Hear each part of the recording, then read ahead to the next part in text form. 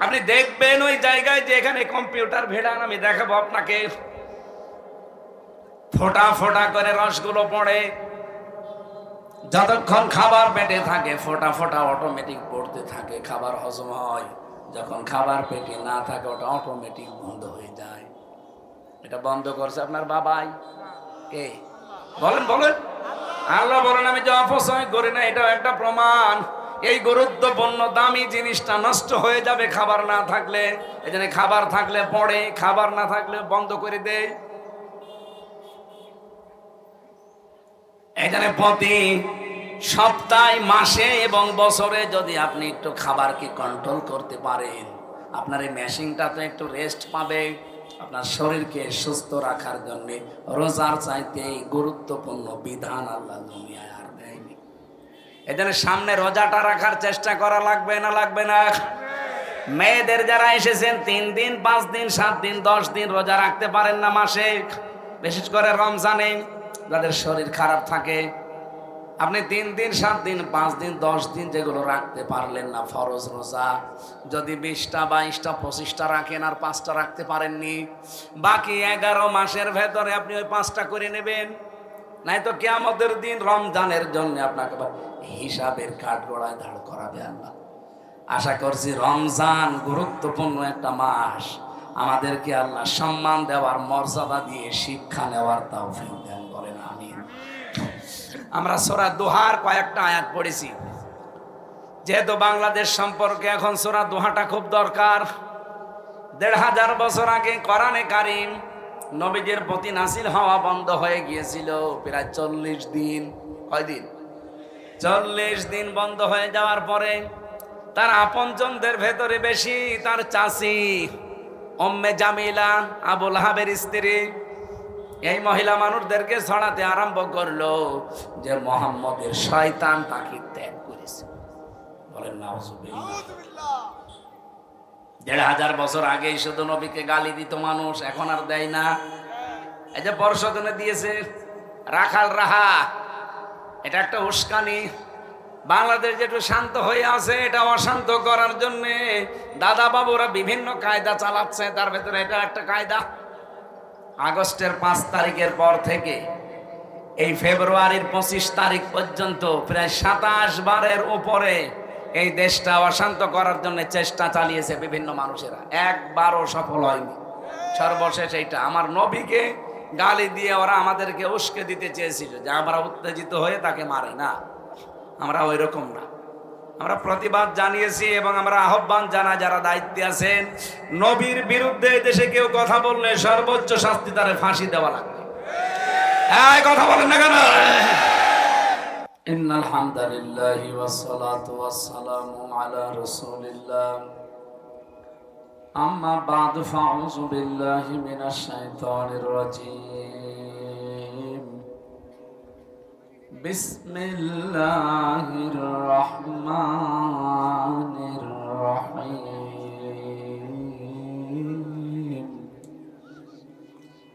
রিভাব দে, mic man কোথায়? আওয়াজ বাড়িয়ে রিভাব দে।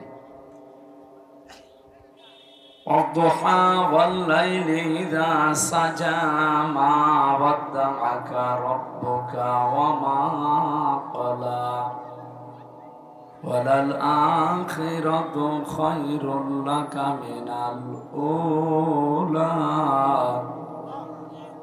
ولسوف يعطيك ربك فترضى صدقت يا ربنا اللهم صل على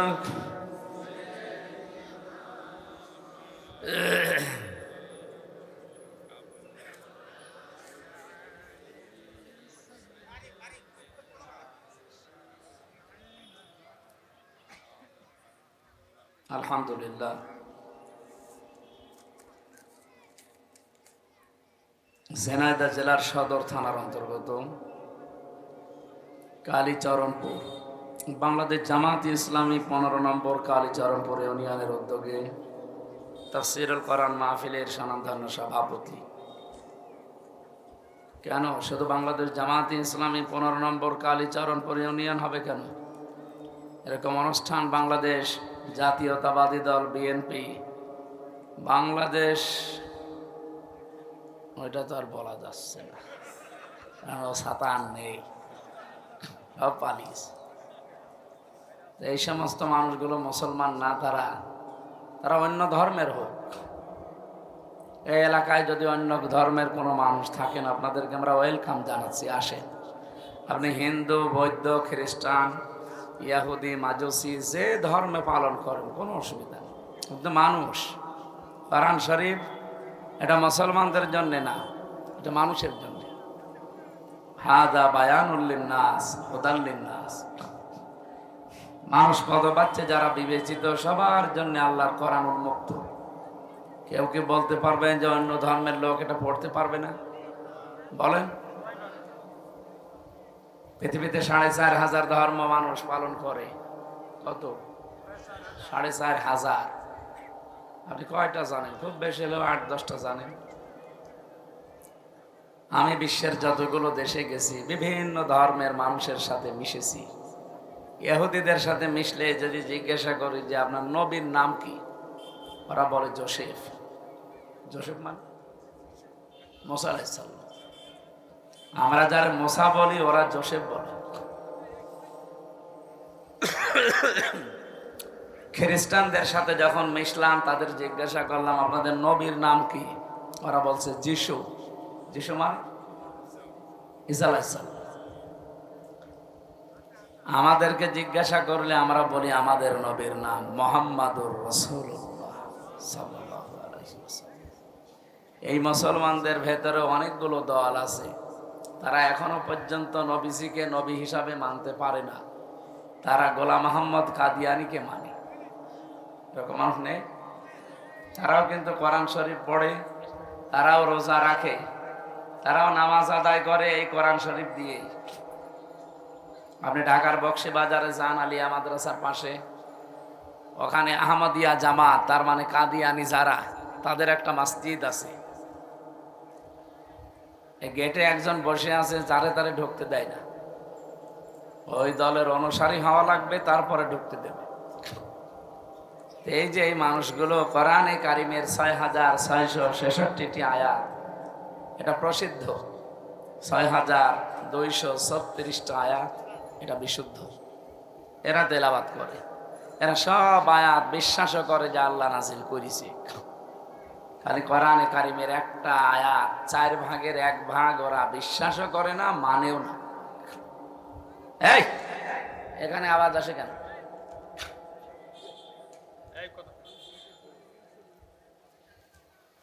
সূরা আহজাবের 40 নম্বর আয়াতের মাঝে যে অংশটুকু আছে, ওয়া খাতামান নাবিয়্যিন, এটা মানে না। মা কানা মুহাম্মাদুন আবা আহাদিম মির রিজালিকুম ওয়ালাকির রাসূলুল্লাহ, এ পর্যন্ত ঠিক আছে। মুহাম্মদ সাল্লাল্লাহু আলাইহি ওয়াসাল্লাম পৃথিবীতে কোনো অ্যাডাল্ট পুরুষের বাবা না। হ্যাঁ, তিনি পুরুষের বাবা, কিন্তু ছোট পুরুষের। এই জন্য আল্লাহ এখানে সিবিয়ান না দিয়ে রিজাল দিয়েছে।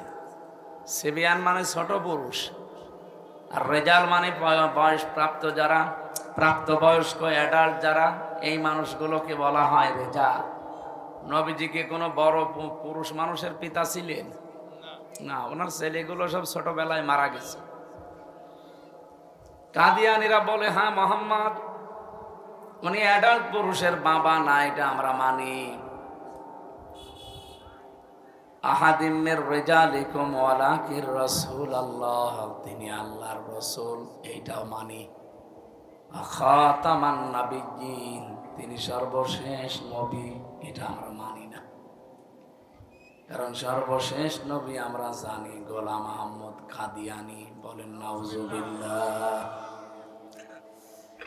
কোরআনে কারিমের শুধু একটা শব্দ ওরা মানে না। এই জন্য তামাম দুনিয়ার সব আলেম ওলামা সবাই একমত যে কাদিয়ানীরা কাফের। কি? কাফেরদের সাথে যেমন ছেলে মেয়ে বিয়ে দেওয়া যায় না, কাদিয়ানীদের সাথেও যাবে না। আপনি একটু ভাবেন তো, কোরআন শরীফের 6,600 66টি আয়াতই বলেন আপনি, মাত্র একটা আয়াত তাও পুরানা, 4 ভাগের 1 ভাগ ওরা শুধু মানে না, বিশ্বাস করে না। এই জন্য যদি কাফের হয়, তাদের সাথে যদি ছেলে মেয়ে বিয়ে দেওয়া জায়েজ না থাকে, বাংলাদেশে অনেক মানুষ এমন আছে কোরআনের 918টা আয়াত মানে না। কি ঘুমাচ্ছে? কি বললাম টের পাচ্ছে? ওরা মাত্র একটা আয়াতের 4 ভাগের 1 ভাগ মানে না। এই জন্য যদি কাফের আপনি বিশ্বাস করেন, ছেলে মেয়ে বিয়ে না দেন। এদেশে যারা এই কথা বলে যে কোরআনের সাথে রাজনীতির কোনো সম্পর্ক নেই, তারা কিন্তু 918টা আয়াত কোরআনের মানে না। তাহলে এদের সাথে ছেলে মেয়ে বিয়ে দেয়া জায়েজ হবে? আপনি শুধু না কি সামিয়ানা পর্যন্তই, নাকি এর বাইরেও যাবে? ঠিক আছে।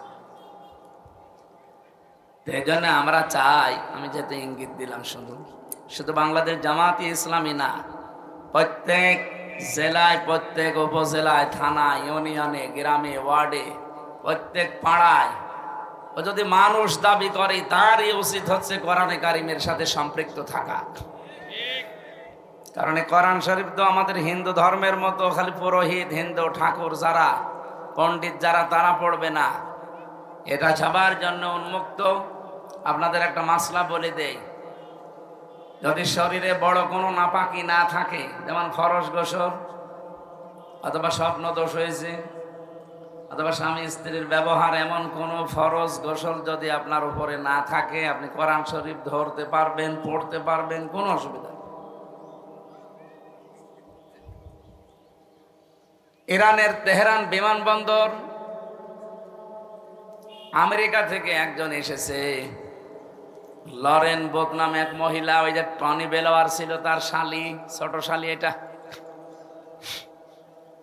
এক মুসলমানকে ডাক দিয়ে বলছে, হ্যালো ব্রাদার, এদিকে আসেন, আমি মুসলমান হব না, আমি একজন খ্রিস্টান, কিন্তু আমি ইসলাম জানতে চাই, কি পড়লে অথেন্টিক ইসলাম জানা যাবে, ওইটা আমারই দিন।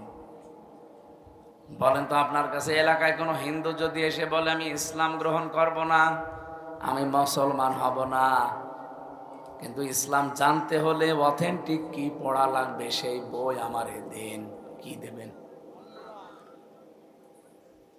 কোরআন তো একবারে বলে ফেললেন, প্রশ্ন আসতে পারে, ও তো ওযু করে নাই। কোরআনে কারিম ধরার জন্য ওযু শর্ত নয়।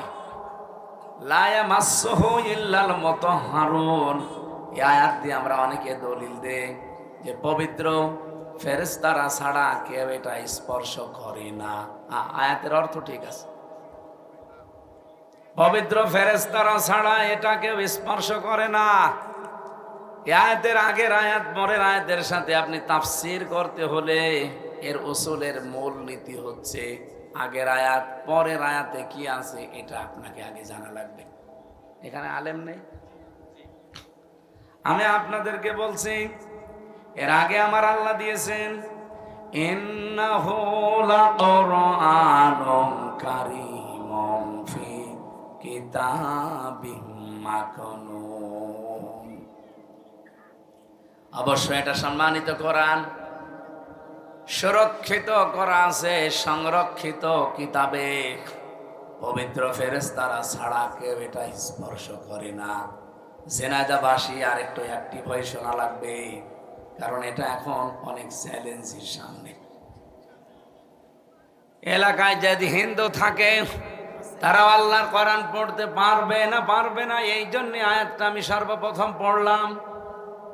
যারা বলেন এই কথা যে কোরআনের নিষেধ, ওযু ছাড়া ধরা যাবে না, আরে ভাই, আয়াতের এই শব্দের আগের পরের বিষয়টা একটু মিলিয়ে দেখেন। ফি মানে মধ্যে, কিতাব মানে বই, মাকনুন এই শব্দের শাব্দিক অর্থ হচ্ছে সুরক্ষিত। এর বাংলা অর্থ দাঁড়ায় যেখানে হাতের স্পর্শ লাগে নাই। বলেন তো, পৃথিবীতে এমন কোন জায়গা আছে যেখানে হাতের স্পর্শ লাগে না? আপনি কি ঘুমাচ্ছেন? কথা শুনতেছেন? মায়ের জরায়ু যেখানে সন্তান থাকে ওই জায়গায় কোনোদিন মানুষের হাতের স্পর্শ লাগে না। 2 নম্বরে লাউহে মাহফুজ যেখানে কোরআন আছে, এখানে মানুষের হাতের স্পর্শ নেই। হ্যাঁ আছে, ইল্লাল মুতাহহারুন। মুতাহহারুনের অর্থ দুইটা, একটা হচ্ছে পবিত্র আর একটা হচ্ছে নিষ্পাপ। পৃথিবীতে এমন কোন আল্লাহর বান্দা আছে যে 100% নিষ্পাপ পবিত্র? এটা কাদের জন্য মানায়? ফেরেশতা। বলেন বলেন। তাহলে আয়াতগুলোর বাংলা বুঝেই তো বোঝা যায় যে এটা কোন জায়গার জন্য। আল্লাহ বলেন ওই যে কোরআন লা ইয়ামাসসুহু, এই হোর মারসা লোহে মাহফুজের দিকে, ওই কোরআন স্পর্শ করে না ইল্লাল মুতাহহারুন, কোন অপবিত্র, কোন গুনাহগার যারা, তারা এটা স্পর্শ করতে পারে না। আর স্পর্শ করে তারা যারা নিষ্পাপ এবং পবিত্র। তাহলে ফেরেশতারা একদিকে নিষ্পাপ আর একদিকে। এ পর্যন্ত বুঝেছেন কিনা বলেন? তাহলে এই যে আয়াত পড়ে আমরা দলিল দেয় আন্দাজে, এটা কি দুনিয়ার জন্য না লৌহে মাহফুজের জন্য? আর একটা অর্থ যেহেতু হয় মাকনুনের মায়ের জরায়ু যেখানে সন্তান থাকে, কোরআনের সাথে ওই জায়গা মিলে? হ্যাঁ, ওখানে কোরআন থাকতে পারে না, তাহলে এটা বাদ। দ্বিতীয় আর একটা যে অর্থ বের করলাম লাউহে মাহফুজ, তার মানে ওইটা হবে। তার মানে দুনিয়ার জন্য আয়াতের হুকুম না। আমার আল্লাহ আমাদেরকে জানাতে চেয়েছেন কোরআন এত সম্মানিত, সুরক্ষিত কিতাবে সংরক্ষণ করে রাখা আছে, ওখানে কেউ হাত দিতে পারবে না শুধুমাত্র পবিত্র এবং নিষ্পাপ ফেরেশতারা ছাড়া।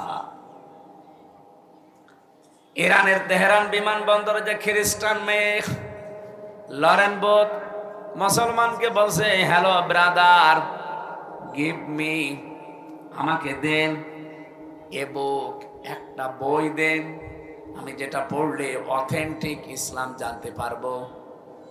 ওই মুসলমান তখন তাকে কোরআনের ইংরেজি তাফসীর তুলে দিয়েছে। একদিন 2 দিন না, 3 বছর একাধারে এই মহিলা পড়া কোরআনকে বুঝে বুঝে পড়েছে। আমাদের মতো পড়ে না, আনাকুম জানাকুম না, যেভাবে পড়া দরকার ওইভাবে পড়েছে। 53 জায়গায় লাল দাগ দিয়েছে কলম দিয়ে, যে মুসলমানরা এতদিন বলে এখানে নাকি ভুল নেই, লা রাইবা ফি, কোনো সন্দেহ নেই। অথচ আমি 53 জায়গায় ভুল পেয়েছি। সংবাদ সম্মেলন করে আমি জানাবো।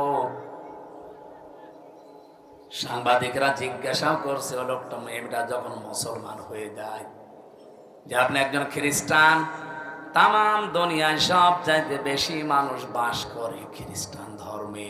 কোন ধর্মে? 250 কোটির উপরে তারা, আর আমরা 175 কোটি।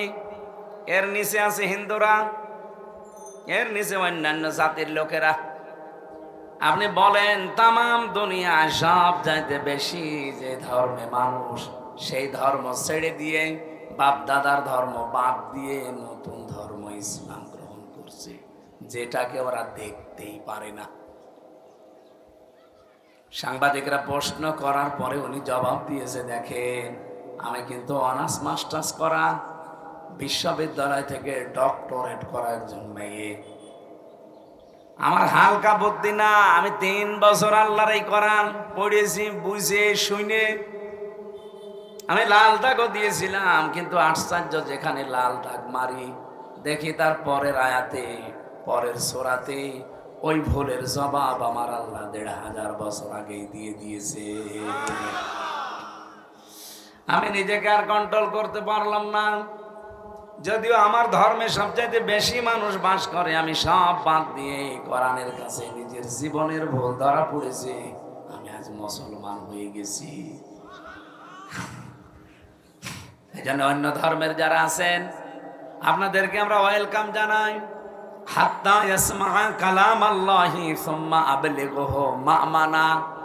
আল্লাহ বলেন কোরআন যদি অন্য কোন ধর্মের মানুষ শুনতে আসে, তাদেরকে আপনি শুনতে ব্যবস্থা করবেন এবং শোনা হয়ে গেলে নিরাপদে বাড়ি পৌঁছিয়ে দেবেন।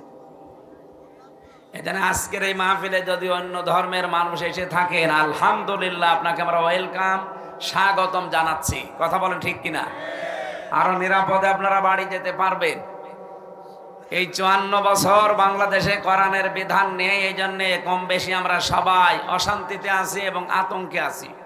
বিশেষ করে আগস্টের 5 তারিখের পর থেকে আরো বেশি। আমরা যেন আতঙ্কে না থাকি, সেই জন্য কোরআনের বিধান দরকার। সেই দিন গাইবান্ধা বাংলাদেশের একটা জেলা, রংপুর বিভাগে একজন ঠাকুর হিন্দু পুরোহিত, সে বক্তব্য দিচ্ছিল যে কোরআনে কারিম যদি এই দেশে কায়েম হয়, আমরা সবচাইতে বেশি নিরাপদে থাকতে পারবো হিন্দুরা। আপনাদের ঠাকুর কথা বলে এই কথা যে কোরআনের বিধান এদেশে কায়েম হলে আমরা সবচাইতে নিরাপদে থাকতে পারবো।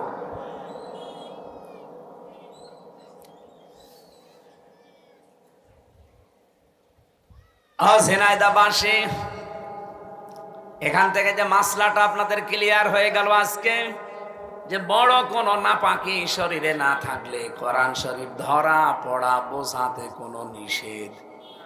বলেন বলেন। নবীজি টয়লেট করে বাইরে আসলেন, পায়খানা থেকে, প্রসাবখানা থেকে, বিশ্ব নবীকে গোশত দিয়েছে খেতে। নবীজি গোশত খাওয়া আরম্ভ করলেন। সাহাবীরা বলে, হুজুর আপনি ওযু করবেন না? আল্লাহর নবী বলেন, সাহাবীরা শুধু নামাজ বাদ দিয়ে পৃথিবীর কোন কাজে ওযু করার আদেশ আমি পাইনি। এটা বাইহাকী শরীফের হাদিস। হাদিস তো আমি বানালাম। বলেন বলেন, কি বুঝলেন এখান থেকে? আপনি কি কথা বুঝতেছেন?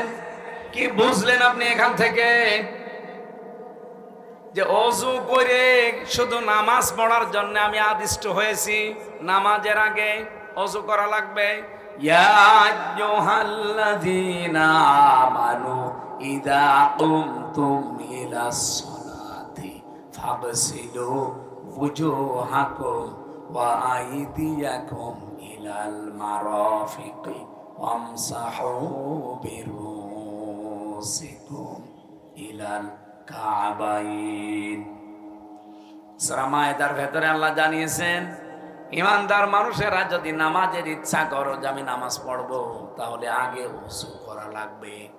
এই নির্দেশ কার? নবীজির হাদিস হচ্ছে, আমি গোশত খেয়েছি, এর আগে ওযু করার আদেশ আল্লাহ আমাকে দেয়নি। শুধুমাত্র ওযু করা লাগবে নামাজের আগে। অজুতে যদি 4টা ফরজ কেউ আদায় করে, তার অজু হয়ে যাবে। আর কমপ্লিট করার জন্য, পরিপূর্ণ করার জন্য সুন্নাত আছে, ওগুলো পালন করা লাগবে। কেউ যদি মুখমণ্ডলটা পুরাটা ধুয়ে ফেলে, একবার ধোয়া ফরজ, 3বার ধোয়া সুন্নাত। ওই লোকটা যদি হাতের কোণ পর্যন্ত ধুয়ে ফেলে, এই কোণ সহ, কোণ পর্যন্ত না, কোণ সহ, কোণ পার হওয়া লাগবে। পায়ের যে পাতা আছে, আপনার পায়ের এই গোড়ালি থেকে শুরু করে পায়ের একেবারে যে উপরে যে এ পর্যন্ত যদি ধুয়ে ফেলতে পারে, আর মাথার 4 ভাগের 1 ভাগ আমি যদি এইভাবে করি, আমার 4 ভাগের 1 ভাগ হয়নি? বলেন না কেন? আমার ওযু হয়ে গেছে। যদি এইভাবে কেউ করে, ওযু হয়ে যাবে। হ্যাঁ, ওরে প্র্যাকটিক্যাল যদি সুন্নাত মুস্তাহাব পুরাটা আদায় করা লাগে, তাহলে যে এইভাবে করে নেবেন, এই 3 আঙ্গুল একদিকে, এই 2টা বেরিয়ে থাকবে, এভাবে যাবেন। এই 3 আঙ্গুলের শেষ, এই 2 আঙ্গুল বেশি থাকছে, এভাবে ঘুরে নিয়ে আনবেন। এরপরে যে 2 আঙ্গুলের মাথায় যে পানি থাকে, কানে যতটুকু যায় দিয়ে দেবেন। আর এই যে 2 আঙ্গুলের মাথায় পানি আছে, এটা এইভাবে নিচের থেকে তুলে দেবেন। এটা পরিপূর্ণ। কিন্তু 4 ভাগের 1 ভাগ ইমামরা বলেছে, যে কোনো এক জায়গায় হাত দিলে আমার মাথার 4 ভাগের 1 ভাগ আমি ঢেকে ফেলছি, তার মানে ওযু হয়ে গেছে। এই যে আয়াতটা এবং এই হাদিসটার দ্বারা কি বুঝলাম? শুধুমাত্র নামাজের আগে ছাড়া পৃথিবীর কোনো কাজ করার আগে ওযু করা লাগবে। নবীজি বলছেন, আল্লাহ আমাকে আদেশ দেয়নি, তাহলে আপনি হাদিস বানাবেন কি করতে? এটা বানিয়ে কি হচ্ছে জানেন? হাজারো মানুষ মনে করো ওযু ছাড়া কোরআন ধরা যাবে না, ও সারাদিন ওযু করে থাকবো কি করে, এজন্য কোরআনের কাছেও আসে না। অথচ এটা সেরকম শর্ত হয় না। বাইরের যে দেশগুলোতে আমি বিশেষ করে এই যে বৌদ্ধ দেশকে দেখেছি, এই চীন দেশে ওরা চাষ করে যখন, রাস্তার পাশ দিয়ে আমি হেঁটে যাচ্ছিলাম, দেখি একটা লোক কৃষক চাষ করছে তার মেশিন দিয়ে। হঠাৎ একটা গাছের নিচে এসে দৌড়ে বসে পড়লো, পকেট থেকে একটা সত্য লাল বই বের করলো, এতটুকু বের করে 2-3 মিনিট পড়ে নিল। শরীরটা ওইদিকে শান্ত হয়ে গেল। 2-3 মিনিট পড়ার পরে নিজের শরীরকে যখন বিশ্রাম মনে হচ্ছে, পকেটে রেখে আবার কাজ আরম্ভ করল। কয়েক মিনিট দেখলাম, ড্রাইভারকে বললাম গাড়ি থামান। জিনিসটা লক্ষ্য করে দেখি কি একটা কৃষক মানুষ কি এভাবে কি করে বারবার। কয়েকবার দেখার পরে ওনারা জিজ্ঞাসা করলাম, ওই যে দোভাষী ছিল তারে দিয়েছে ভাই, কারণ ওদের চ্যাংচং ভাষা সাথে আমি বুঝি না। অন্যান্য দেশে গেলে দেখবে হালকা পাতলা বোঝা যায়, আর এ যে কি চ্যাংচং করে। দোভাষীরে বললাম যে কি করে, বলছো হুজুরও করছে হচ্ছে এই যে পকেটে যেটা দেখছেন ওটা ওদের ধর্মীয় গ্রন্থ। ওই যে আধা ঘন্টা 45 মিনিট কাজ করে হাঁফিয়ে যায়, শরীর ঘেমে যায়। এখন যে 5-7 মিনিট একটু দম নেবে, একটু বিশ্রাম নেবে, ওই গাছের নিচে বসে বসে আন্দাজে তো বসে থাকবে না। এই 10-15 মিনিট যতটুকুই বসে থাকে, পকেট থেকে ওদের ওই ধর্মীয় গ্রন্থটা বের করে একটু পড়ে নেয়। 8-10 মিনিট পড়াও হয়, বিশ্রামও হয়, আবার কাজে লেগে পড়ে। আপনি চিন্তা করেন তো, একটা বৈদ্য তাদের ধর্মীয় গ্রন্থ পড়ার জন্য কত অ্যাক্টিভ। 5টা মিনিট 7টা মিনিট সময় নষ্ট করে না। আর আপনি এখান থেকে ঢাকায় যান, 5.5 ঘন্টা সময় লাগে। 10টা মিনিট কোরআন শরীফের কোনো আয়াত মোবাইল থেকে হোক, পকেটে একটা শত কোরআন রাখতে পারেন, সেখান থেকে পড়বেন। তারপরও আপনি পড়তে চান না। কোরআনের সাথে সম্পর্ক আমাদের বাড়ানো দরকার না নেই? সামনে রমজান, রমজানের দাম বাড়ার পেছনে যতগুলো কারণ, তার 1 নম্বরেই কারণ হচ্ছে কোরআন। আল্লাহ রাব্বুল আলামিন বলেন, শাহরু রমাদান আল্লাযী উনজিলা ফীহিল কুরআন।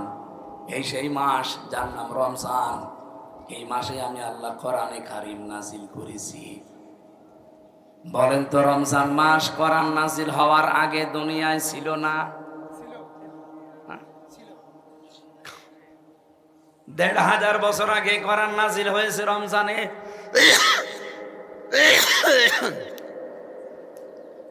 এর আগেও তো হাজার হাজার বছর পার হয়েছে দুনিয়ায়, তখন রমজান ছিল।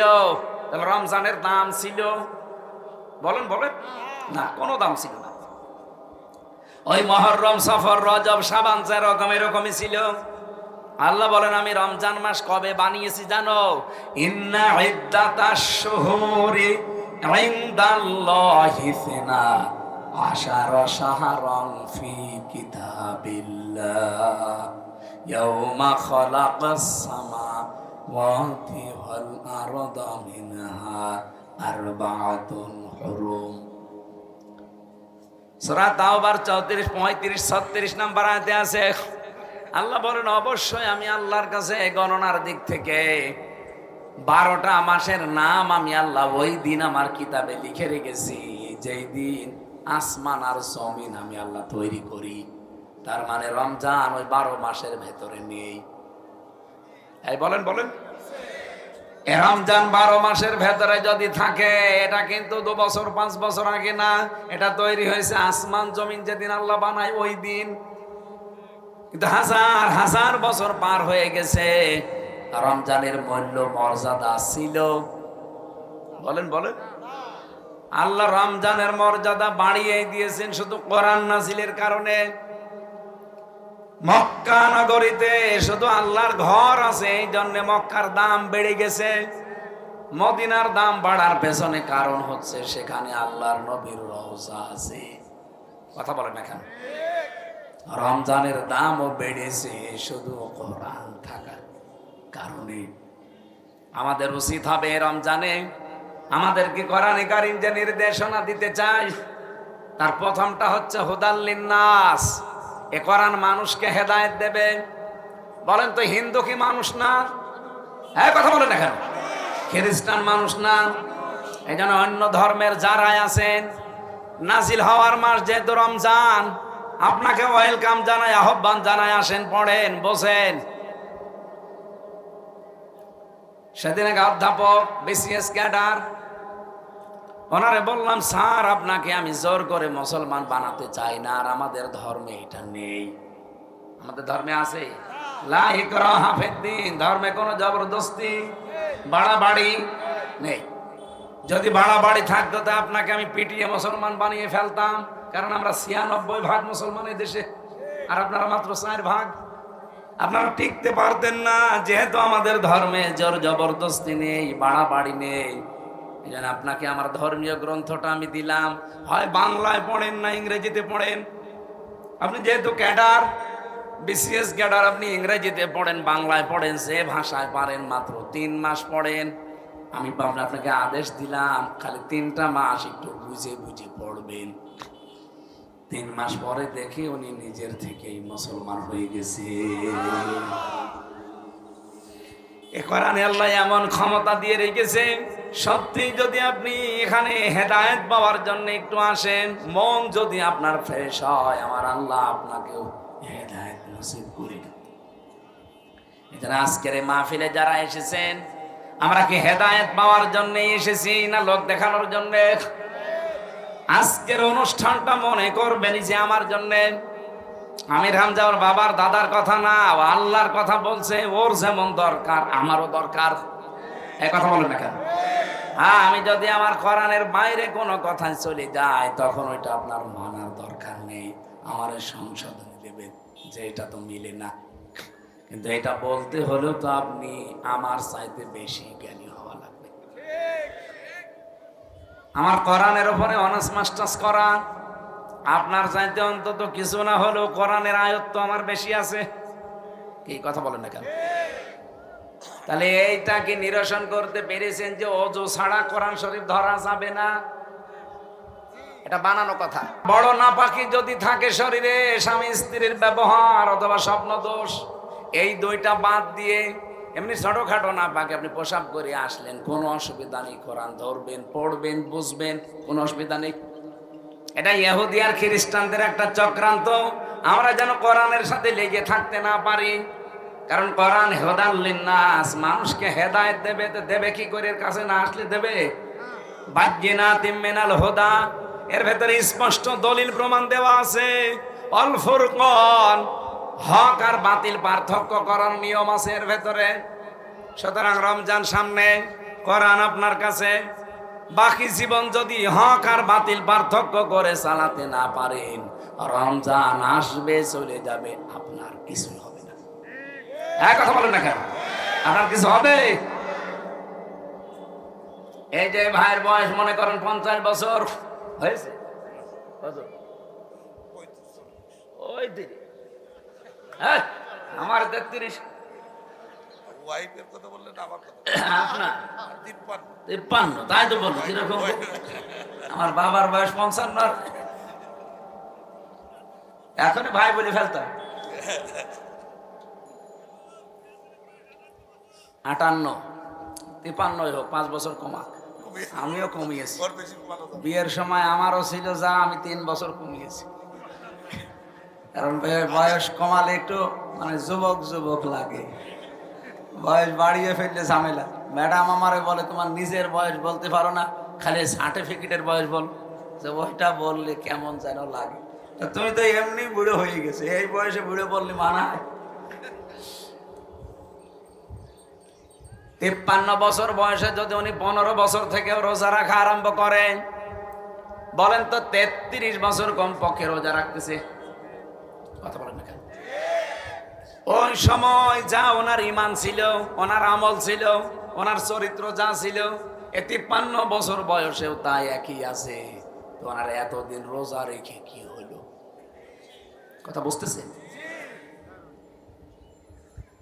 আপনি ডাক্তারের কাছে নিয়ে গেলেন, বাচ্চাকে 2 বছর বয়স, ডাক্তার আগে ওজন দেবে কি?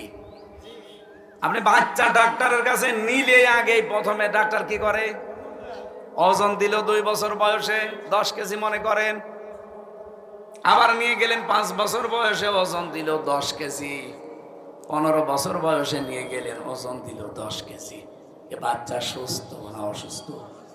এটা যেমন বুঝে ফেলেছেন, আপনি সেই 15 বছর থেকে রোজা রাখেন, আপনার চরিত্রের কোনো পরিবর্তন নেই, আপনার ইমানের মান কোনো উন্নয়ন নেই, আপনার অ্যাক্টিভিটিস নেই দিনের উপরে, ইসলামের উপরে, কোরআনের উপরে, সত্য মিথ্যা পার্থক্য করতে পারেন না, তা আপনি তো সুস্থ না। এ 33 বছর রোজা রেখে আপনি অসুস্থ। রমজান এসেছে কিন্তু এটা দেওয়ার জন্য, আল ফুরকান, এটা স্পষ্ট দলিল আর প্রমাণ, হক আর বাতিল পার্থক্য করে কোরআন আপনাকে রমজানে দেখাবে।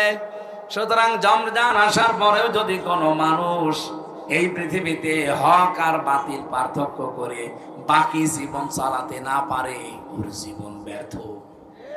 হ্যাঁ, কথা বলেন, কথা বলেন। যেহেতু আর 3 দিন পরে রমজান, এত দামি এটা আল্লাহর কাছে। রব্বুল আলামিন বলেন, রমজানে যারা রোজা রাখে আমি আল্লাহ নিজে তাদেরকে সম্মান করি। এই জন্য রমজানে রোজাদারকে যদি পৃথিবীর কেউ সম্মান দেয়, আমি আল্লাহ তাকে মাফ করে দিই। শর্ত হচ্ছে ঈমান থাকা লাগবে। একটা ঘটনা পড়েছিলাম, এক হিন্দু দোকানদারি করে, দোকানদারি করছে হিন্দু বেটা, তার ছেলেটা প্রতিদিন খাবার নিয়ে আসে দুপুরবেলা, দোকানে বসে বসে খায়। আশপাশের দোকানগুলো সব মুসলিমদের দোকান। বাবা ওর ছেলেকে বলছে, দেখো এখন রমজান, রোজার মাস চলছে, মুসলমানেরা সব রোজা আছে, এ খাবার যদি এখন ওদের সামনে খায় তাহলে আমার কেমন যেন বিবেকে বাধা দেয়। খাবার খাবো আমি, যেহেতু রোজা রাখি না, আমাদের ধর্মে নেই। খাবারটা ভেতরে নিয়ে যাও, অন্দরমহলে জায়গা আছে, গোপনে খেয়ে নেব। ছেলে তো ছোট মানুষ, বোঝে নাই, দোকানে সবার সামনে খাবার বের করে খাওয়া আরম্ভ করেছে। ওর বাবা নিষেধ করার পরও যখন শোনে নাই, গেছে রেগে এমন এক থাপ্পড় দিয়েছে। ওই রাতে ওই এলাকার যিনি মসজিদের ইমাম, তাকে আল্লাহ রাব্বুল আলামিন স্বপ্ন দেখিয়েছেন যে বাজারের অমক নামে এই হিন্দুকে আমার আল্লাহ রমজানে রোজাদারদেরকে সম্মান দেওয়ার জন্য যে ব্যবস্থা আজকে করেছে, যে কাজটা, আল্লাহ এত বেশি খুশি হয়ে গেছে, যদি ওর ঈমান থাকতো আমার আল্লাহ আজকে ওকে মাফ করে দিত। মাফ পাওয়ার জন্য যেহেতু ঈমান শর্ত, ঈমানটা নেই, এই জন্য আমি আল্লাহ মাফ করলাম না, কিন্তু কাজের উপর আমি খুশি। অথচ রমজান আসতেছে, কত মানুষ দেখবেন নিজের দোকান খোলা রেখে বিভিন্ন জিনিস দিয়ে ঘিরে ভেতরে খাবার খাবে। রমজান মাসে দিনের বেলা খাবার খাওয়া আর পায়খানা খাওয়া একই কথা।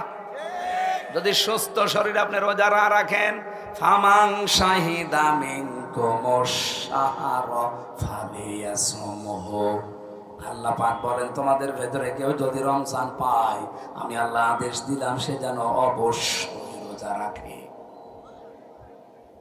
এই জন্য অনেক মানুষ যারা ধান্দায় থাকেন যে না হুজুর আমার গ্যাস, আরে শয়তান, রোজা রাখলে গ্যাস আর ভালো হয়। এই পৃথিবীতে বিশ্ব নবীর আর যাই রোগ হয়েছে দুনিয়ায়, 3টা রোগ তার জীবনেও হয়নি। গ্যাস্ট্রিক, আলসার, পেটের যে প্রিয়া, একটা রোগও নবীজির ছিল না। কেন? বিশ্ব নবী প্রতি সপ্তাহে 2টা করে রোজা রাখতেন, সোমবার বৃহস্পতিবার, প্রতি মাসে 13, 14, 15 তারিখ শাবানের চাঁদের, আর রমজানের রোজা, ওদিকে মহররমের 10 রোজা। এগুলো আমার আল্লাহর নবী রেখেছে। নবীজি বলেছেন রোজা রাখলে আমার আল্লাহ শরীরকে সুস্থ রাখে। এই পৃথিবীতে একজন 950 বছর হায়াত পেয়েছে। কত বছর বলেন বলেন? হযরত নূহ আলাইহিস সালাম। নূহ মানে রোজা রাখনেওয়ালা। তাকে জিজ্ঞাসা করেছিল ফেরেশতা যে আপনি দুনিয়াতে এই যে সুস্থ থাকলেন 950 বছর, এর রহস্য কি? তিনি বলছেন আমি সারা বছরে আল্লাহর জন্য রোজা রাখতাম, এই কারণে আল্লাহ আমাকে সুস্থ রেখেছে।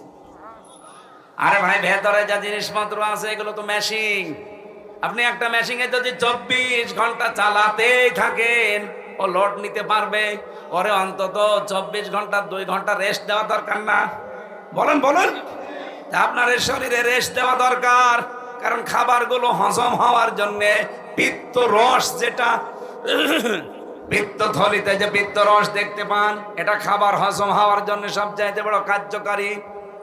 বিজ্ঞান এখন প্রমাণ করছে আপনি যে খাবারগুলো খান, এই খাবারের নির্যাস দিয়ে পিত্ত রস তৈরি হয়। পেটের ভেতরে খাবার দেওয়ার পরে কয়েকটা জিনিস তৈরি হচ্ছে।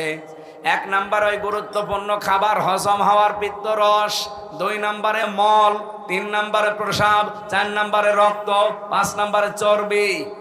এগুলো দিয়ে খাবার দিয়ে তৈরি হয় শরীরে। সূরা বনি ইসরাইলের ওই যে শয়তানের একটা আয়াত আছে, ইন্নাল মুবাদ্দিরিনা কানু ইখওয়ানাশ শায়াতিন ওয়া কানাশ শাইতানু লিরাব্বিহি কাফুরা। এটা খেয়ে হবে?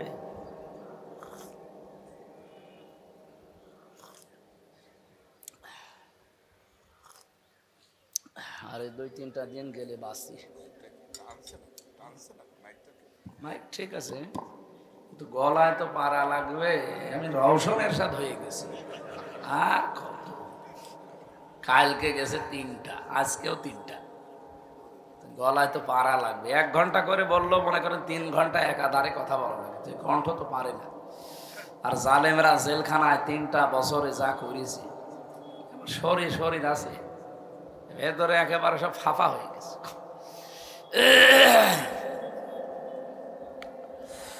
ঝিনাইদহবাসী যেটা বলছিলাম, রব্বুল আলামিন শয়তানের যে কাজকর্মগুলো দিয়েছেন, তার 1 নাম্বার কাজ হচ্ছে ও অপচয়কারী। এরা শয়তানের ভাই। কোরআন শরীফ আপনি পড়ে দেখবেন, শয়তানের ভাই এমন কোন শব্দ কোন গুনার কাজ করলে আল্লাহ দেয়নি। আপনি জেনা করেন, আপনি চুরি করেন, আপনি ডাকাতি করেন, আপনি ছিনতাই করেন, কোন গুনার জন্য আপনি শয়তানের ভাই হয়ে গেছেন আমি পাইনি। কিন্তু যারা অপচয় করে এরা কিন্তু শয়তানের। বলেন বলেন, আল্লাহকে এই ফতোয়া দিয়ে শেষ করে দিয়েছেন না? তিনি দেখিয়েছেন, তিনি নিজে দেখিয়েছেন যে আমি শুধু ফতোয়াই দিলাম না, আমি কিন্তু দেখিয়েছি যে আমি অপচয় করি না। এই যে খাবারগুলো যখন পেটে যায়, এটা হজম হওয়ার জন্য পিত্ত রস লাগবে। আপনি দেখবেন ওই জায়গায় যে এখানে কম্পিউটার ভেড়ান, আমি দেখাবো আপনাকে, ফোঁটা ফোঁটা করে রসগুলো পড়ে। যতক্ষণ খাবার পেটে থাকে ফোঁটা ফোঁটা অটোমেটিক পড়তে থাকে, খাবার হজম হয়। যখন খাবার পেটে না থাকে ওটা অটোমেটিক বন্ধ হয়ে যায়। এটা বন্ধ করছে আপনার বাবাই। কে? বলেন বলেন। আল্লাহ বলেন আমি যে অপচয় করি না, এটাও একটা প্রমাণ। এই গুরুত্বপূর্ণ দামি জিনিসটা নষ্ট হয়ে যাবে খাবার না থাকলে। এই জন্য খাবার থাকলে পড়ে, খাবার না থাকলে বন্ধ করে দেয়। এই জন্য প্রতি সপ্তাহে, মাসে এবং বছরে যদি আপনি একটু খাবারকে কন্ট্রোল করতে পারেন, আপনার এই মেশিনটা তো একটু রেস্ট পাবে। আপনার শরীরকে সুস্থ রাখার জন্য রোজার চাইতে গুরুত্বপূর্ণ বিধান আল্লাহ দুনিয়ায় আর দেয়নি। এজন্য সামনে রোজাটা রাখার চেষ্টা করা লাগবে না? লাগবে না?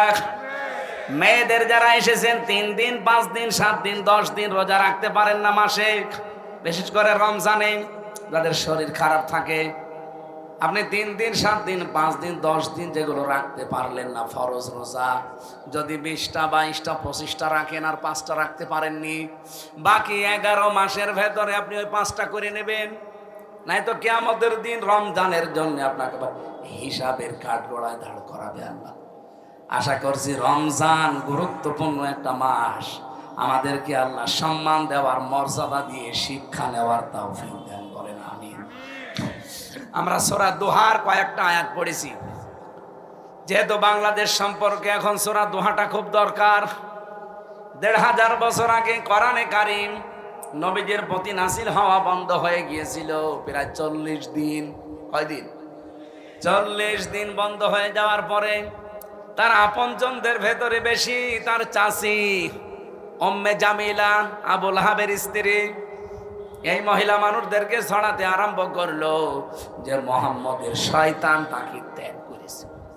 বলেন নাউজুবিল্লাহ। 1500 বছর আগেই শুধু নবীকে গালি দিত মানুষ, এখন আর দেয় না। এই যে পরশোধনে দিয়েছে রাখাল রাহা, এটা একটা উস্কানি।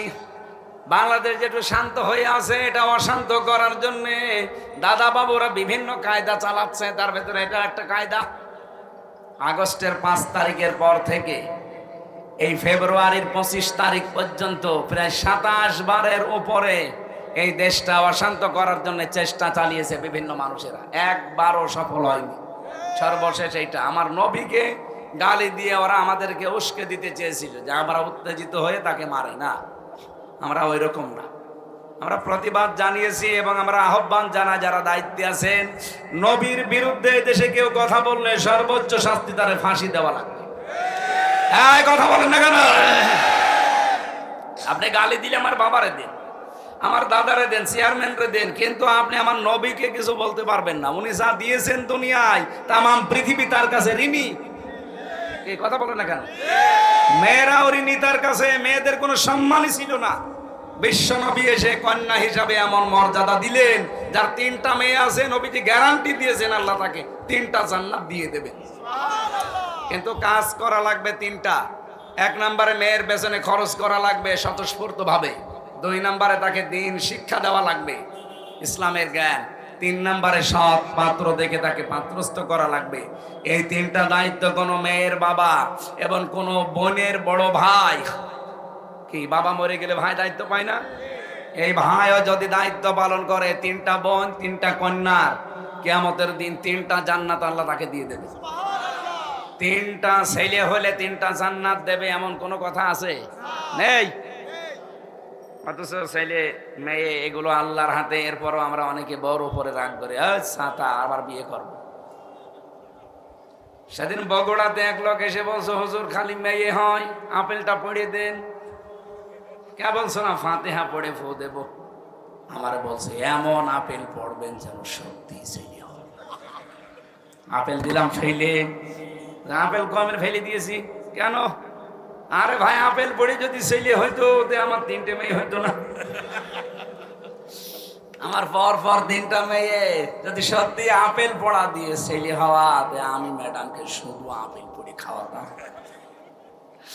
না। ছেলে হোক মেয়ে হোক আমি কোনোদিন রাগ করি নাই। আমার 3টা মেয়ে, আমি বিশ্বাস করি আমার আল্লাহ আমাকে 3টা জান্নাত দেওয়ার জন্য দিয়েছে। এই জন্য রাগ করা যাবে না ভাই। রাগ করলে আল্লাহর সিদ্ধান্তের বাইরে চলে যাবে, তখন আবার গোনা হয়ে যাবে। 3টা জান্নাতের পরিবর্তে 3টা জাহান্নামের অধিকারী হবে। ছেলে থাকলে তারা শেষ বয়সে দেখবে এমন কোনো গ্যারান্টি আছে? বলেন। সাবেক অর্থমন্ত্রী যেটা মারা গেছে আবুল মাল, তার ছেলে তাকে বাড়ি থেকে মন্ত্রী সে বের করে দিয়েছে।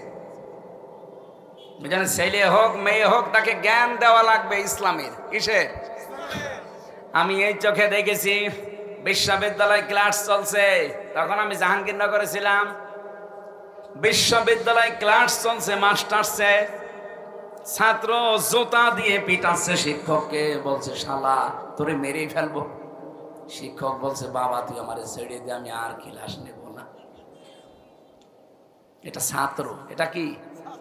আমি এই চোখে এইটাও দেখেছি, শিক্ষক অজু করছে, ছাত্র পায়ে পানি ঢেলে দিচ্ছে। অথচ এখনো সেরকম বয়স না, মাত্র 6-7 বছর হবে, এতটুকু ছেলে পায়ে পানি ঢেলে দিচ্ছে, শিক্ষক অজু করছে। এইটাও ছাত্র। ওইটা মাস্টার্স করার পরে জানোয়ার হয়ে গেছে, আর এটা কেবল আলিফ বা তাসা শেষ করেনি, মানুষের মতো মানুষ হচ্ছে। আপনার ছেলে মেয়েকে আগামীতে আপনি ধর্মের শিক্ষা দেবেন, যে ধর্মে আছেন ওই ধর্মীয় শিক্ষা যেটা ওইটা দেবেন। অন্তত বছর খানিক তাকে ধর্মের উপরে রাখেন, এরপরে বিভিন্ন জায়গায় তুলে দেন। আল্লাহর কসম ও বড় হওয়ার পরেও দুর্নীতি করবে না। কালকে আমার রাতের বেলা মাহফিল ছিল জয়পুরহাট জেলার এসপি, উনি বসে এসে কথা বললো, দেখলাম 10 মিনিট। আর 10 মিনিটের প্রায় 8 মিনিট কোরআনে কারিমের আয়াত তেলাওয়াত করে ব্যাখ্যা করল। তো এইরকম এসপি গুলো সারা বাংলাদেশে যদি আমরা তৈরি করতে পারতাম। উনি নাকি শুনলাম নিজে ইমামতি করে, নামাজ পড়ায়, নিজে কোরআন শরীফ পড়াটা তো শেষ করেছে এবং বুঝেছে। যতগুলো কোরআনের আয়াত এবং হাদিস পড়লো আরবিতে বাংলায়, আমি দেখলাম হ্যাঁ ওনার যোগ্যতা আছে, যেহেতু বিসিএস ক্যাডার তো এরকম বাংলাদেশে আরো 64 জেলার এসপি সব। কিন্তু কোরআনে কারিমের জ্ঞান তাদের না থাকার কারণে তারা হাজার হাজার কোটি টাকার মালিক হয়েছে এবং এখনো অনেকে হচ্ছে। কথা বলেন না কেন? এই যে 3টা বার নির্বাচন গেল, যারা নির্বাচনকে টিকিয়ে রেখেছিল এই মানুষগুলো কিন্তু অধিকাংশ ডিসি, এসপি, টিওনো, বিসিএস ক্যাডার না সব, কিন্তু তাদের জ্ঞানটা তারা কাজে লাগাতে পারে নাই। কোরআনের জ্ঞান যদি থাকতো, জীবন চলে গেলেও কোনো অন্যায়কে তারা সাপোর্ট দিত না। আশা করবো আপনি এই কাজটা করবেন। মেয়েরা আপনাকে সম্মান দিয়েছেন নবীজি, কন্যা হিসাবে, বধূ হিসাবে, বোন হিসাবে, মা হিসাবে এত বেশি সম্মান আল্লাহ দিয়েছেন। পুরুষের পায়ের নিচে থাকে শুধুমাত্র চটি, জুতার মাটি, আর মায়েদের পায়ের নিচে আমার আল্লাহ জান্নাতটা রেখে দিয়েছে। ওই জামানায় যেহেতু আপনজন তিনি চাচি, সবচাইতে বেশি নবীর বিরুদ্ধে কথা বলছিল যে মুহাম্মদের শয়তান তাকে ত্যাগ করেছে, বলেন নাউজুবিল্লাহ। নবীর মন খারাপ হয়ে গেল। 40টা দিন ওহী বন্ধ আছে। ওই পুরা আরব জাহানের ভেতরে 42টা এলাকার নেতা ছিল, গোত্রের নেতা। এদিকে তাকান, 42টা গোত্রপতি ছিল। একটু ভালো করে খেয়াল করবেন, 36 জন এলাকার নেতা, আর 3 জন ছিল জাতীয় নেতা, 3 জন ছিল জাতীয় নেত্রী। আমার তো মনে হচ্ছে বাংলাদেশের এই 54 বছরে সূরা আদ-দুহার তাফসীরের সাথে এ দেশের একটা হালকা মিল আছে। আপনি এই দেশের জাতীয় নেতা দেখেন 3 জন, কি জাতীয় নেতা 3 জন? 3 জনই যেহেতু মারা গেছে, বঙ্গবন্ধু, শহীদ জিয়া এবং চাচা এরশাদ, 3 জনই জাতীয় নেতা ছিল না? জাতীয় নেত্রীও 3 জন, হাসিনা, খালেদা, রওশন। কথা বলছেন? ওই জামানায় ছিল জাতীয় নেতা ইহুদিদের দা মোরাহাব, খ্রিস্টানদের দা মখাইরে, আর মুশরিকদের জাতীয় নেতা ছিল আবু জেহেল। জাতীয় নেত্রী ছিল ওই জামানায় 3 জন, আবু জেহেলের স্ত্রী নাকেরা, আবু সুফিয়ানের স্ত্রী হিন্দা, আবু লাহাবের স্ত্রী উম্মে জামিলা। 3 3 6, আর 36টা গোত্রের 36 জন লিডার, সব মিলে কত? 42। বলেন বলেন। এই 42 জন নেতা পুরো আরব জাহান কন্ট্রোল করত। ইহুদিদের জাতীয় ব্যবসা ছিল মদের ব্যবসা। ওরা মদ খাওয়িয়ে মানুষকে মাতাল করে রাখতো। পুরা জাতি যখন মাতাল, তখন ওদের মন মতো কোনো কাজ করলেও পুরা জাতি তো মাতাল, বাধা দেবে কে? অন্যায় করলেও প্রোটেস্ট করবে কে? এই রোগটা এখন বাংলাদেশে মুসলমানদের ভেতরে ঢুকেছে। এরা অনেকে আছে জাতিকে মদ খাওয়িয়ে মাতাল করে বাবা শাহজালাল সব হালাল করে নিতে চায়। এই কথা বলছেন নাকি আন্দাজে ঠিক বলছেন? ইহুদিদের ওই জামানায় জাতীয় ব্যবসা ছিল মদের ব্যবসা, খ্রিস্টানদের জাতীয় ব্যবসা ছিল সুদের ব্যবসা। আজ বাংলাদেশে সুদ নেই। এই যে টাকা ছেড়ে রাখেন যারা, টাকা আসে, 1000 টাকা দিলে 200 টাকা বেশি দেয়। এটা মায়ের সাথে জেনা করার গুনাহ হয়। যদি কেউ এরকম 1000 টাকা দিয়ে মাসে মাসে 200 টাকা বেশি পান, 4 আনা সুদ খেলে মায়ের সাথে 33 বার জেনা করার গুনাহ আমল নামায় ওঠে। তাহলে 200 টাকা বেশি কতবার জেনা করছেন আপনি বলেন? বলেন আপনার বিবেকে কি বলে? একটা মানুষ মায়ের সাথে জেনা করে এসে নামাজ হবে? রোজা রেখেছে, রোজা হবে? সুতরাং এই রমজান যেহেতু একটা শিক্ষা দিতে আসতেছে, যারা টাকা ছেড়ে রেখেছিলেন নিজের আসল টাকা বাদ দিয়ে বাকি টাকা ফেরত দেওয়া লাগবে। আর বাকি টাকা আর সামনে নেবেন না। লাভ যেটা বলা হয়, যেটা সুদ, এটা মানতে পারবেন? কারা হাত তোলেন তো? ও, এই এলাকায় বহু মানুষ এই 2 নম্বরে কায়দায় যায়। দাঁড়িয়ালা মানুষ আপনি কি কয় টাকা ছেড়ে রেখেছেন? আগামীতে কেউ যেন এরকম করেন, আপনি আসল টাকা বাদ দিয়ে বাকি টাকা হয় মাফ করে দেবেন, না ওই টাকা কোনো গরিব মানুষকে দান করে দেবেন। বিশেষ করে ব্যাংকে যাদের রাখা আছে, আসল টাকা বাদ দিয়ে সুদের যে টাকা দেয়, এই সিস্টেম জানেন না?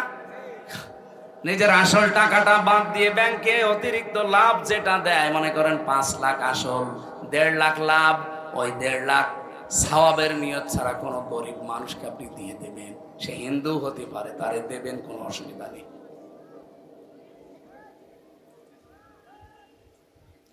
আমার ভাইরা, যেহেতু এলাকায় এই রোগটা আছে, এই রোগটা বন্ধ হওয়া দরকার রমজানে অন্তত।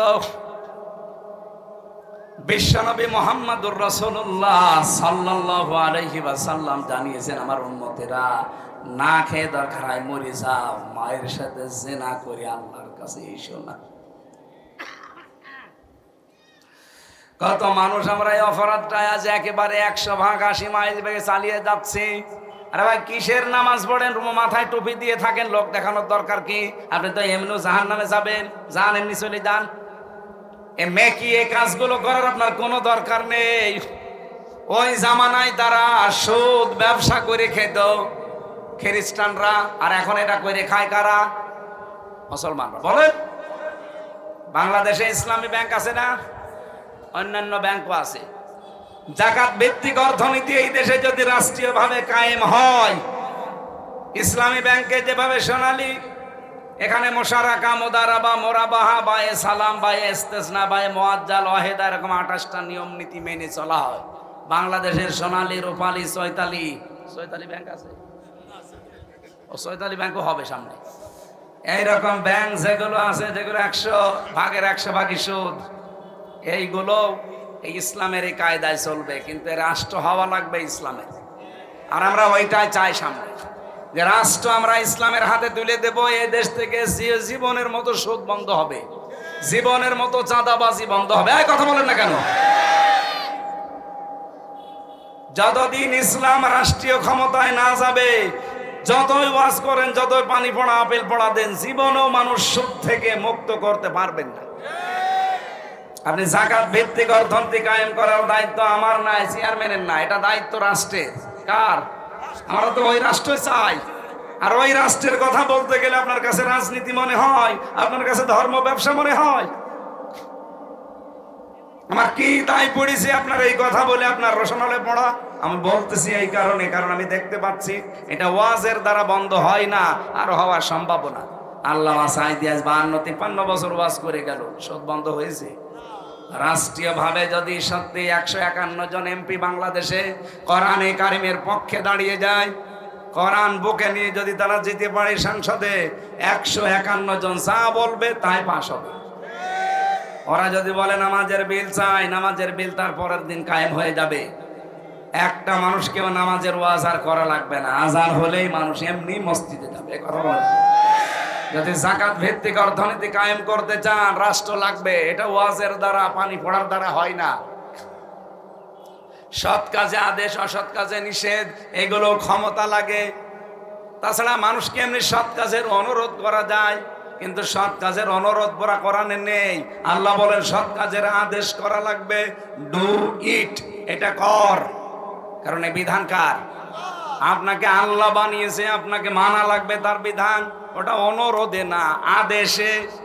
আর আদেশ দিতে হলে একটু উপরে থাকা লাগে। কি পৃথিবীর সব চাইতে বড় উপরের জায়গা এখন সংসদ। ওখান থেকে যেটাই পাস হবে ওইটাই সারা দেশের মানুষ মানতে বাধ্য হবে। কথা বলেন ঠিক কিনা? অনেকের পক্ষে নেই, যারা এই যে বর্ডার এলাকায় বাস করে, বাবা শাহজালাল সব হালাল করে নেয়। এই কথা বলে না কেন? এদেশ থেকে সোনা, রূপা, তামা সব পাচার হয়, আর ওই দেশ থেকে আসে ডাল, গাঁজা, বাবা। জেলখানায় একজনকে পেয়েছিলাম, যুবক মানুষ, জেলের ভেতরে যে গাঁজার গাছ লাগিয়েছে। জেলার তো হিন্দু মানুষ এসে বলছে, এই বেটা কি করিস, তুই পেলি কোথায় গাঁজার গাছ? বলছে, স্যার আমি ওই যে কোর্টে গিয়েছিলাম হাজিরা দিতে, আমার তো হিতাকাঙ্ক্ষী আছে বাইরে, তারা আসার সময় গাঁজার একটা পোটলা দিয়েছিল, বীজ, ওটা আমি মুখের ভেতরে নিয়েছিলাম। মেশিনে আসার সময় ধরা পড়েনি, স্ক্যানে আসার সময় ধরা পড়েনি। এজন্য এসে ওই যে বোতলের মাথা কেটে ওর ভেতরে মাটি দিয়ে টব বানিয়েছি, ওখানে গাঁজার বীজগুলো আজ 2 মাস আগে লাগিয়েছি। আপনি দেখেন কত বড় হয়েছে। জেলার বলছে শয়তান, পুলিশ গাঁজা খাওয়ার জন্য তোরে ধরে দিল জেলে, আর তুই ভেতরে এসে গাঁজার গাছ লাগালি, তোরে তো স্বর্গে দেওয়া লাগবে। তো হিন্দু মানুষ তো তো বিশ্বাস করে না বেহেশত, বলছে স্বর্গে দেওয়া লাগবে তো। এই জন্য এই দেশে রাষ্ট্রীয় ক্ষমতা ইসলাম না গেলে, সত্যি কথা বলছি, আপনি এই গাঁজা বন্ধ করতে পারবেন না। এটা ধরে গাঁজাখোর ছেড়ে দেবে, ও গাঁজার গাছ ভেতরে লাগাবে। চোর ধরে দেবেন ভেতরে, ও ডাকাত হবে। ডাকাত ধরে দেবেন, ও খুনি হবে। এ কথা বলে না কেন?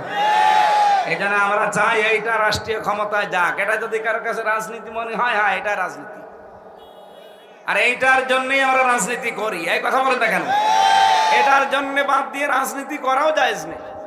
কারণ আল্লাহুল খালকু ওয়াল আমরু, সৃষ্টি যার, এই বিধান চলবে তার। কথা বলেন ঠিক কিনা? ওই জামানায় জাতীয় ব্যবসা ছিল কয়টা? তিনটা। সুদের ব্যবসা, মদের ব্যবসা, আর মুশরিকদের ছিল নারীর ব্যবসা। ওরা বউ দিয়ে ব্যবসা করে খেত। আজ বাংলাদেশে বহু মানুষ বউ দিয়ে কাজ করে খায়। নিজে দেখবেন চাঁদ দোকানে বসে গল্প করে, আর বউ পাঠিয়ে দিয়েছে ব্যারাকে, বলে যা তুই নিয়ে আয়, আমি আসি। এমনকি অনেক মানুষ এখন ধান্দা করে খালি বেশি বেশি বিয়ে করে। 3-4টা বিয়ে করলে নাকি ইনকাম বেশি। আমাদের ফরজ নামার সামনে তো আর বেশি আগানো যাচ্ছে না।